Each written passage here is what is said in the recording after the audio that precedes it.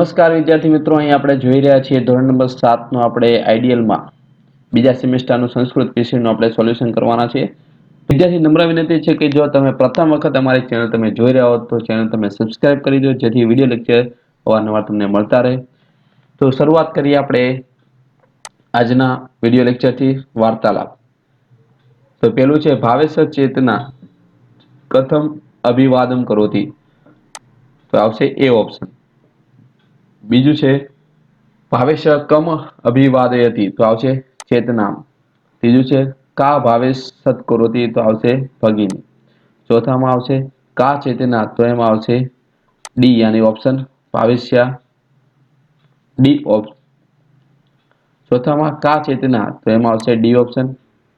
પાંચમાં આવશે ચાકી કોફી આપવાનું કોણ પૂછે છે. તો ચેતના. છઠ્ઠું છે માસ્તુ સંધિ છોડવાની છે. તેમાં આવશે ડી ઓપ્શન જવાબ. ભોજન ખાલ્યા એવं અસ્તિ. તો આવશે સિદ્ધમ. વ્યંજનમ ઇતિ શબ્દ કા અર્થ. એનો મતલબ થાય શાક. રોટી શબ્દનો સંસ્કૃત શબ્દ શું થાય? રોટી કામ. તક્રમનો શું અર્થ થાય છે? તો આવશે છાસ. ભાવેશ ભોજન કીર્દશ્ય વદતી. તો આવશે રુચિકરમ. ભોજન ક્રિદશ્ય અસ્તિ. તો આવશે રુચિકરમ. પછી તમને ખાલી જગ્યા તમને આપેલી છે, તો આમાંથી જોઈને તમારે ખાલી જગ્યાનું સોલ્યુશન લખવાનું છે. પહેલામાં આગચ્છતું, બીજામાં સ્વીકરોતું, ત્રીજામાં કિંચતી, ચોથામાં આધુનય, પાંચમામાં અન્યત્ર. એના પછી ખરા ખોટા અહીંયા તમને આપેલા છે, એના પણ તમારે સોલ્યુશન લખવાના છે. પ્રશ્ન નંબર 4 છે, ગુજરાતીમાં તમારો ઉત્તર આપવાનો છે. સર્વકુશલ આ વાક્ય કોણ બોલે છે? કે ભાવેશ. ચેતના ભાવેશને કેવી રીતે સત્કારે છે? ચેતના ભાવેશને નમસ્કાર શબ્દ વડે તથા બધું કુશળ છે ને આ પ્રશ્ન વડે સત્કારે છે. ત્રીજું છે ચેતના ભોજન અંગે શું કહે છે? ચેતના ભોજન અંગે કહે છે કે ભોજન તૈયાર જ છે. ચોથું છે આસન ગ્રહણ કરો આ વાક્ય કોણ બોલે છે? આ વાક્ય ચેતના બોલે છે. પાંચમું ભાવેશ કોને પીરસવાનું કહે છે? ભાવેશ ચેતનાને પીરસવાનું કહે છે. છઠ્ઠું ભોજનમાં શું શું છે? તો ભોજનમાં શાક, રોટલી, લાડુ, અથાણું, દાળ અને ભાત. અવલેહ શબ્દનો ગુજરાતી અર્થ થાય છે અથાણું. લવણમનો ગુજરાતી અર્થ થાય છે મીઠું. એક લાડુ પણ સ્વીકારો આ વાક્ય કોણ બોલે છે? ચેતના. તમારા ઘરે બનતી ભોજનની વાનગીની યાદી બનાવો. તો તમે તમારા જવાબ આમાં તમારી જાતે લખી શકો છો. અહીં આપેલો છે તે પણ તમે લખી શકો છો. નેક્સ્ટ આગળ વધીએ તો સંસ્કૃતમાં ઉત્તર આપવાના છે. પેલું છે ચેતના ભાવેશ કથ સત્કરોતિ. તો ચેતના ભાવેશ નમસ્કાર શબ્દેન સર્વે કુશલ વા ઇતિ પ્રશ્નેન સત્કરોતિ. બીજો છે ચાય કોફી આ વાક્ય કોણ બોલે છે? તો વાક્ય બોલે છે ચેતના. ત્રીજું છે ચેતના ભોજન વિશે કે વદતી. ભોજન વિશે વદતી યત ભોજન સિદ્ધમ એવं અસ્તિ. ભોજને કિમ અસ્તિ. ભોજને વ્યંજનમ રોટિકા, મોદક, અવલેહ, દાલમ અને ઓદના. એના પછી ગુજરાતી અર્થ તમને આપેલા છે. દરેક સંસ્કૃત શબ્દમાં કયો ગુજરાતી અર્થ થાય છે તે તમારે લખવાના છે. તો આમાંથી જોઈને તમારે લખવાના રહેશે. પ્રશ્ન નંબર 7 પણ તમને ઉદાહરણ સાથે વાક્ય લખવાના છે. કે શબ્દ આપેલો છે તેને આધારે તમારે ઉદાહરણ અહીં લખવાના છે. તો એના પણ વાક્ય તમને અહીં આપેલા છે. તો આમાંથી જોઈને ઝડપથી તમે લખવા મળો. એના પછી પણ 8મો પ્રશ્ન એમ જ છે. ઉદાહરણ અનુસાર વાક્ય બનાવવાનું છે. શબ્દ તમને બધા આપેલા છે. તેના આધારે તમને અહીંયા ઉદાહરણ પ્રમાણે તમારે વાક્ય બધા લખવાના છે. આગળ વધીએ જલ્દી. 10મો પ્રશ્ન છે તે આપણે વિચારીને સંવાદ તૈયાર કરવાનો છે. તો આની અંદર તમને અહીંયા એક ધન્યવાદ આપેલો છે. બીજાની અંદર ભોજન આવશ્યક છે. ત્રીજામાં આવશ્યક ચા, ચોથામાં અતિ આવશ્યકમ, પાંચમામાં આમદ ધાતુ. તો આ બધા તમારા ઉત્તર આમાંથી જોઈને તમારે આઈડિયલ ની અંદર તમારે લખવાના જ છે. 11મા ની અંદર વાત કરીએ તો કાઉસમાં આપેલા શબ્દોનો ઉપયોગ કરીને ઉદાહરણ મુજબ વાક્ય બનાવવાના છે. પહેલામાં છે મેઘ અસ્તિ જલ નાસ્તિ.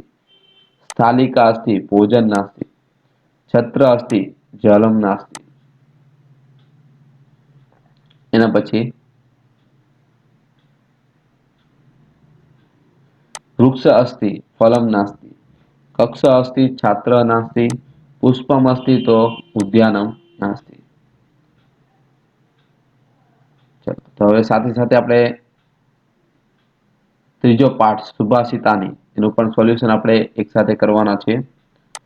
વિડીયોના અંત સુધી અવશ્ય તમે જોઈ લેશો, જેથી તમને આ ચેપ્ટરનું પણ સોલ્યુશન સાથે મળતા રહે. પેલું, મૂર્ખાઓ શેને રત્ન સંજ્ઞા માને છે? તો પથ્થરના ટુકડાને.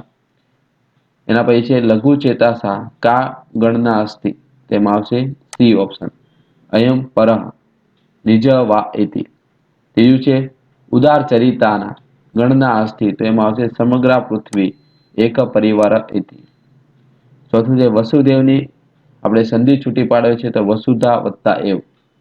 પાંચમું છે કીદૃશા વૃક્ષા નમંતી, તેમાં છે ફલવંત. છઠ્ઠું છે કીદૃશા જના નમંતી, તેમાં આવશે ગુણીન. સાતમું છે કે જના વિનમ્રા ભવંતી, તેમાં આવશે ગુણીન. આઠમું છે કોણ કણ નમતું નથી? તો સૂકા વૃક્ષો અને મૂર્ખાઓ. નવમું છે સાહસ બુદ્ધિવાળા વ્યક્તિને કોણ સહાય કરે છે? તો આવશે ભગવાન. મહેનતથી શું સિદ્ધ થાય છે? તો આવશે કાર્ય. મનોરથે ખાલી જગ્યા ન સિદ્ધ્યંતી, ઉચિત પદ કયું છે? તો કાર્યાણી. 12મું છે કીદૃશ પાદ ન્યસંતે, તો આવશે નેત્ર શુદ્ધ.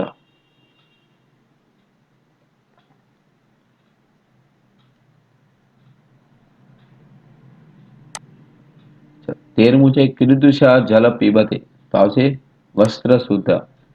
14મું છે કીદૃશ્ય વાણી વધતે, તો આવશે શાસ્ત્ર શુદ્ધા. 15મું છે કીદૃશ્ય કર્મ કૃયાત, તો મન પૂત. ખાલી જગ્યા આપણે પૂર્ણ કરવાની છે. તો એ બધી તમને ખાલી જગ્યાના ઉત્તર તમને આપેલા છે, આમાંથી જોઈને તમારે તમારી આઈડિયલની અંદર લખવાના રહેશે. એના પછીનું તમને ખરા ખોટા પણ આપેલા છે, આમાંથી જોઈને તમે તમારા આઈડિયલની અંદર તમે સોલ્યુશન લખી શકો છો.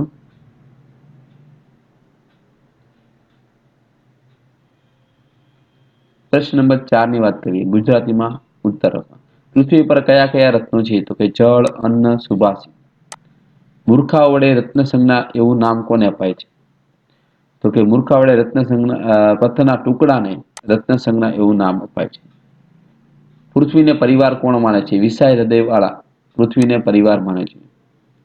કયા કયા 6 ગુણવાળા વ્યક્તિને દેવ સહાય કરે છે? મહેનત, હિંમત, શક્તિ, ધીરજ, બુદ્ધિ અને પરાક્રમ.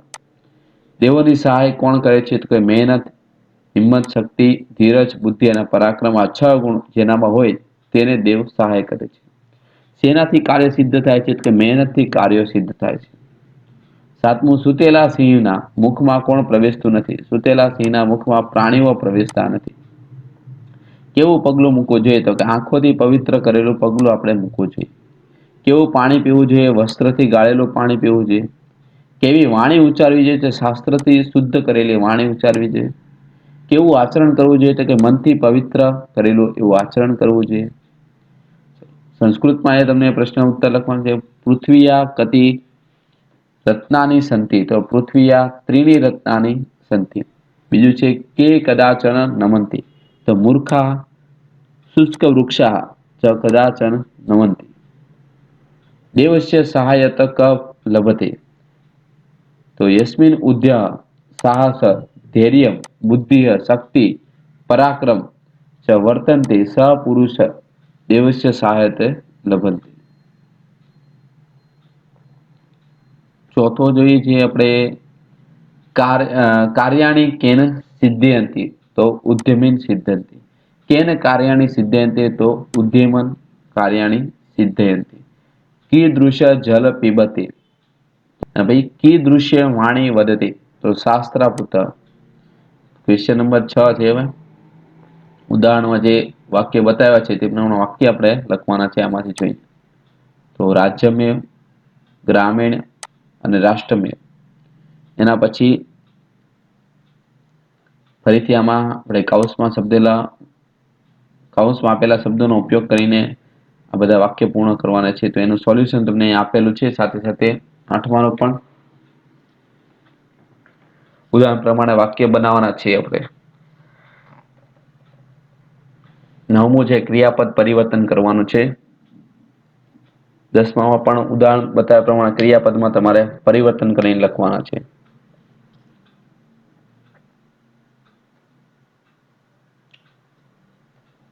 નેક્સ્ટમાં હવે તમને પદ પૂર્ણ કરવાના છે સુભાષિતના. તો આ તો આપણે પાર્ટ નંબર યાની બીજું અને ત્રીજાનું સોલ્યુશન. હવે નેક્સ્ટ વિડિયો લેક્ચરમાં આપણે આના પછીના યુનિટનું સોલ્યુશન જોવાના છે. તો તેના માટે તમારે ચેનલ સબસ્ક્રાઇબ કરવાની છે, જેથી તમને યોગ્ય સમયે યોગ્ય બીજા વિષયના વિડિયો લેક્ચર મળતા રહે. Thank you. જય હિન્દ, જય ભારત.